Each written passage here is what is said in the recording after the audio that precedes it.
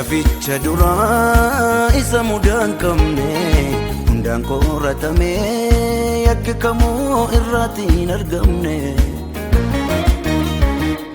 Hangaficha duraa isa gitaan hin qabne hundaan qoratame yakki kamuu irraatti hin argamne. Yesuus luba bara bara lubummaansa lubootarraan caala. Yesuus urjicha guddicha isa saaqee araaraan balbala. Yesuus luba bara bara lubummaansa leewotarraan caala. Yesuus urjicha guddicha isa saaqee araaraan balbala.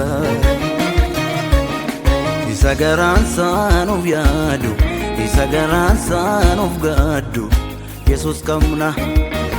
Isa garaan saanuuf yaadu isa garaan saanuuf gaaddu Yesuus qabna. Nu qabna luba Yesuus qabna. Hangafa raara Yesuus qabna. luba qulqulluu Yesuus qabna. Caalmaasa caalu Yesuus qabna.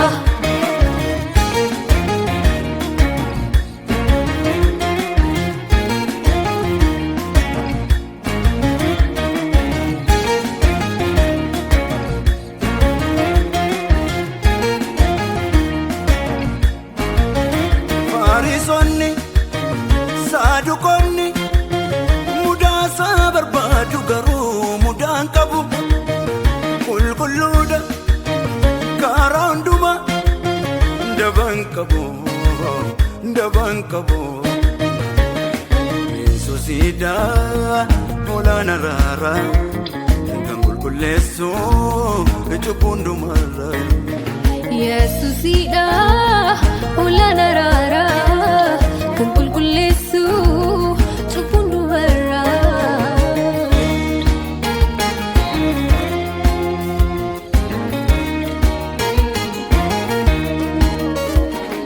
Ilma Waaqayyoo masii jiraata hundee raajataaf kan ergamoota.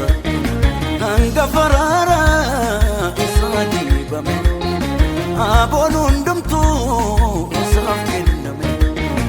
Maqaan maqoota caalu kan saati ulfina isaan jiraata iddoo hundaatti.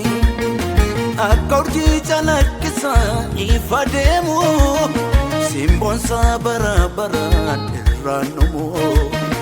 Akka gaafa jalloota reebame ittis gaayifame fannoo tolbaasanii addooftoo baasaniis miti.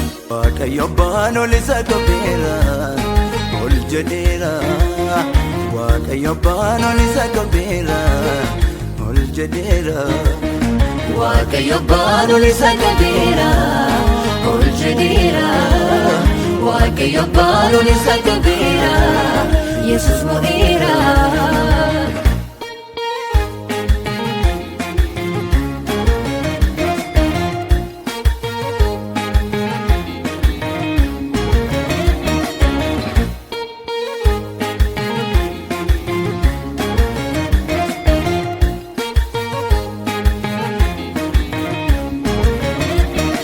Bilisa baaneerra nu mirgarganneerra karuma isaatiin Karuma isaatiin waanjoon garbummaa cabeerra aboomu cummaa arganneerra nu dhiiga isaatiin.